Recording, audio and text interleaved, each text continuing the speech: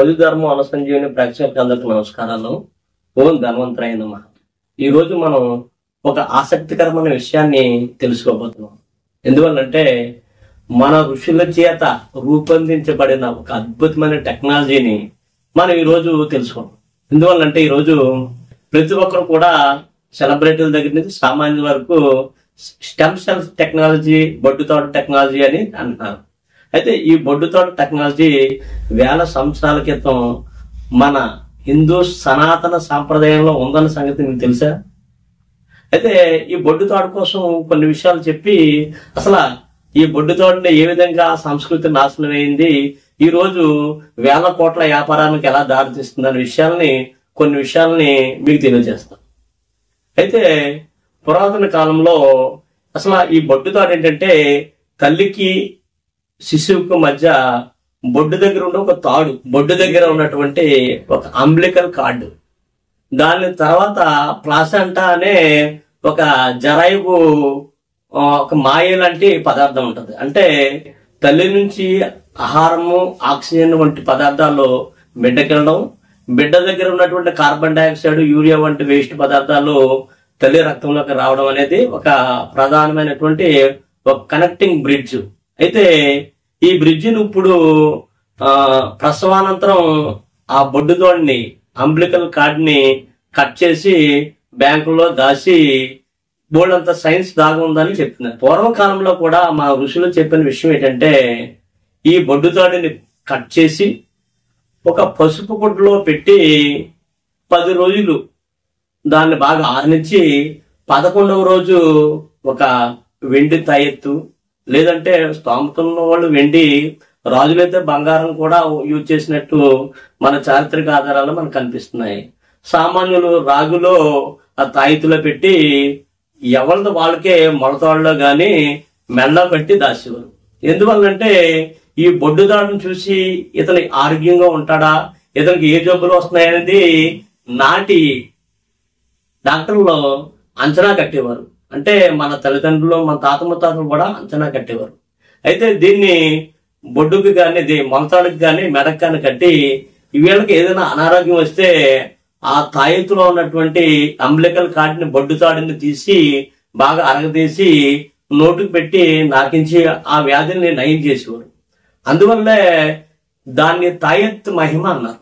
అంటే ఇప్పుడు ఉపయోగించే ఈ తాయెత్తులు అనేవి కాదు, ఆ రోజు అద్భుతమైన సైన్స్ దాగి ఉంది. అయితే దీన్ని మనం నాడు ఈ యొక్క తాయెత్తులో పెట్టి మనం కట్టినప్పుడు మూఢ విశ్వాసం అన్న వాళ్ళే ఈ రోజు ఆ స్టెమ్ సెల్ ని బ్యాంకులో పెట్టి దాస్తే మోడర్న్ సైన్స్ అంటున్నారు. ఈ విధంగా మన సైన్స్ ని చాలా మట్టుకు ముస్లింలు, బ్రిటిష్ వాళ్ళు చాలా టెక్నాలజీని అవహేళన చేసి మనం వదులుకునేలా చేశారు. అయితే ఈ టెక్నాలజీ, స్టెమ్ సెల్స్ టెక్నాలజీని ఈరోజు స్టెమ్ సెల్స్ టెక్నాలజీ అనే బదులకి అమెరికన్ పీడియాట్రిక్ అసోసియేషన్ పేరు చెప్తున్నారు. కానీ ఈ స్టెమ్ సెల్ టెక్నాలజీని ఒక ముందుకు తీసుకొచ్చి దీని పితామహుడు మన భారతీయుడు, మధ్యప్రదేశ్ కు చెందినటువంటి మాతా పొర్కర్. ఆయన పూర్తి పేరు డాక్టర్ బాలకృష్ణన్ గణపతిరావు మాతా పొర్కర్. మీరు కావాలంటే నెట్లోకి వెళ్ళి, గూగుల్లోకి వెళ్ళి చెక్ చేయండి.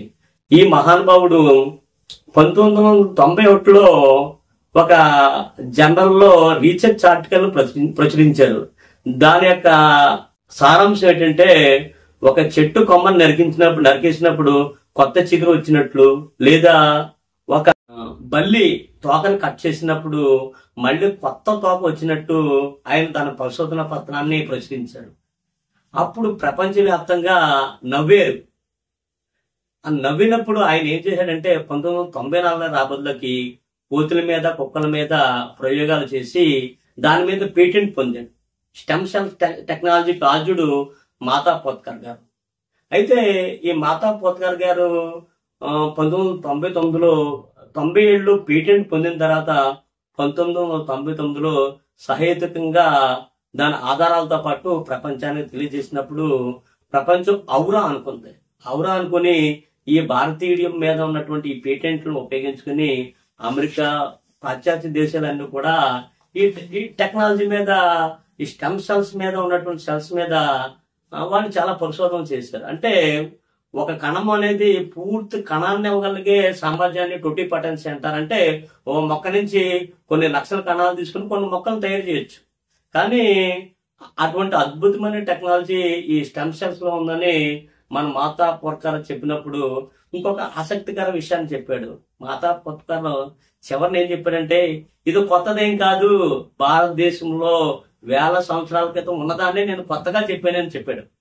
ఆయన ఇంకో విషయం కూడా చెప్పాడు. ఆయన ఏం చెప్పాడంటే, మహాభారతంలోని ఆది పర్వంలోని 101 మందిని కుండలో వ్యాస మహర్షులు అంటే గాంధారి గర్భ విచ్ఛిత్తి జరిగినప్పుడు వాళ్ళన్నిటిని కలిపి ఒక కుండలో పెట్టి 101 మందిని మగవాళ్ళని పుట్టించేటప్పుడు అందరం మగవాళ్ళే ఎందుకు, ఒక అమ్మాయి కూడా కావాలంటే ఒక అమ్మాయిని XY క్రోమోజోమ్ ని చేసి XX చేసి ఒక అమ్మాయిని తయారు చేసే టెక్నాలజీ కూడా దీని అంతటికి ఆద్యం అని ఈ మాతా పొర్కర్ గారు చెప్పారు. అయితే ఈ రోజుల్లో దాన్ని ఏం చేస్తారంటే మన టెక్నాలజీని నేడు ఏం చేస్తున్నారంటే ఈ యొక్క సెలబ్రిటీలు అందరూ కలిపి డెలివరీ అయిన తర్వాత ఈ యొక్క అంబ్లికల్ కార్డు బొడ్డు తోడుని లేదా బొడ్డు పేగుని కట్ చేసి బ్యాంకుల్లో నిల్వ చేస్తున్నారు. అంటే మనల్ని ఒక బ్యాంకులో నిల్వ చేయడానికి, లాకర్లా నిల్వ చేయడానికి